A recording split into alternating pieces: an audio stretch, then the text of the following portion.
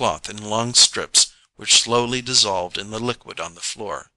Before the antiseptic spray ceased, Myrna was helplessly naked.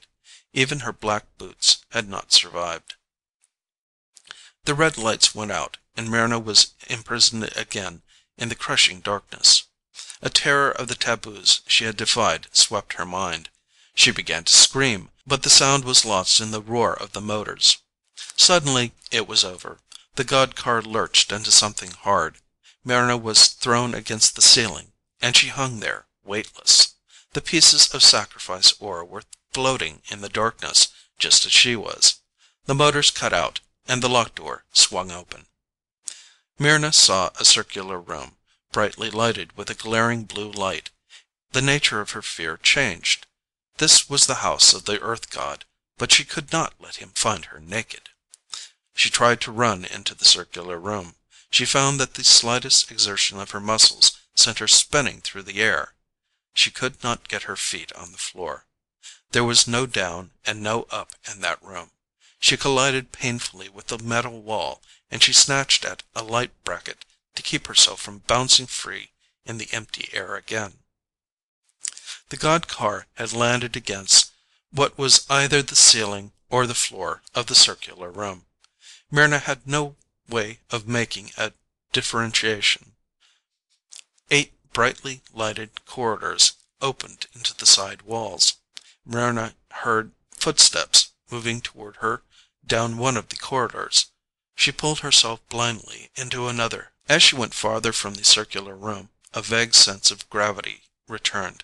At the end of the corridor, she was able to stand on her feet again, although she still had to walk very carefully. Any sudden movement sent her soaring in a graceful leap that banged her head against the ceiling. Cautiously, she opened a thick metal door into another hall, and she stood transfixed, looking through a mica wall at the emptiness of space, pinpointed with its billions of stars. This was the reality of the charts she had seen in the astronomy text. That knowledge alone saved her sanity. She had believed it when the proof lay hidden above the rain mist. She must believe it now. From where she stood, she was able to see the place where the god car had brought her, like a vast cartwheel spinning in the void. The god car was clamped against the hub, from which 8 corridors radiated outward like wheel spokes toward the rim. Far below the gigantic wheel, Myrna saw the sphere of Rythar, invisible behind its shroud of glowing mist. She moved along the rim corridor, past the mica wall, until she came to a door that stood open. The room beyond was a sleeping compartment, and it was empty. She searched it for clothing, and found nothing. She went through 4 more dormitory rooms before she came upon anything she could use. Brief shorts, clearly made for a man, and a loose white tunic. It wasn't suitable. It wasn't the way she wanted to be dressed when she faced him, but it had to do. Myrna was pawing through a footlocker looking for boots when she heard a hesitant step behind her. She whirled and saw a small, stooped, white-haired man, naked except for trunks like the one she was wearing. The wrinkled skin on his wasted chest was burned brown by the hot glare of the sun. Thick lens glasses hung from a chain around his neck. "My dear young lady," he said in a tired voice, "this is a men's ward." "I'm sorry, I didn't know." "You must be a new patient." He fumbled for his glasses. Instinctively, she knew she shouldn't let him see her clearly enough to identify her as a stranger. She shoved past him, knocking the glasses from his hand. "I'd better find my own ward." Myrna didn't know the word, but she supposed it meant some sort of sleeping chamber. The old man said chattily, "I hadn't heard they were bringing in any new patients today." She was in the corridor by that time. He reached for her hand. "I'll see you in the sunroom?" It was a timid, hopeful question. "And you'll tell me all the news, everything they're doing back on Earth. I haven't been home for almost a year." She fled down the hall. When she heard voices ahead of her, she pulled back a door and slid into another room. a storeroom piled with cases of medicines. Behind the cartons, she thought she would be safe. This wasn't what she had expected. Myrna thought there might be one man living in a kind of prefab somehow suspended above the rain mist. But there were obviously others up here. She didn't know how many.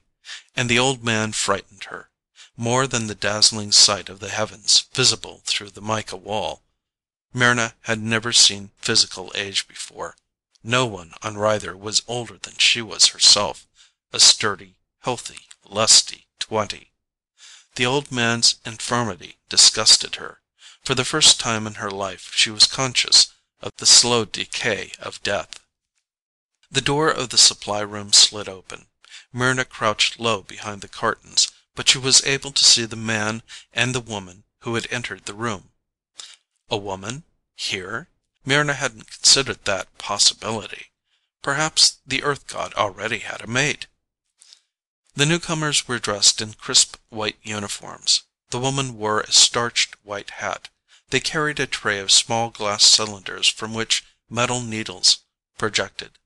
While the woman held the tray, the man drove the needles through the caps of small bottles and filled the cylinders with a bright-colored liquid. "When are you leaving, Dick?" the woman asked. "In about 40 minutes. They're sending an auto pickup." "Oh, no!" "Now, don't start worrying. They've got the bugs out of it by this time.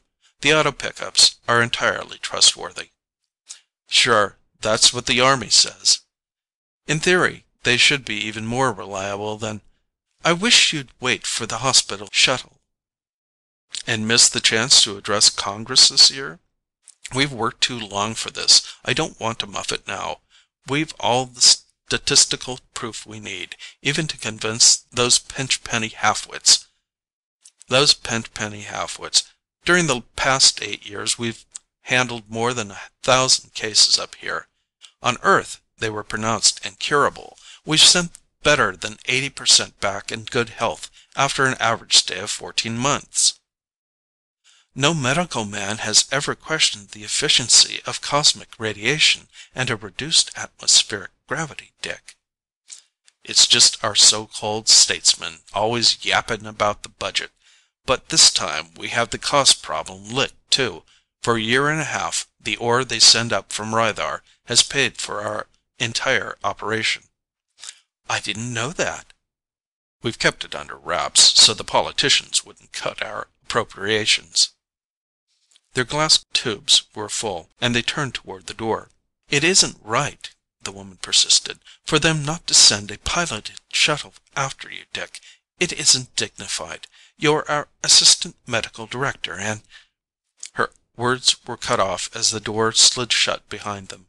Myrna tried to fit this new information into what she already knew, or thought she knew, about the Earth god.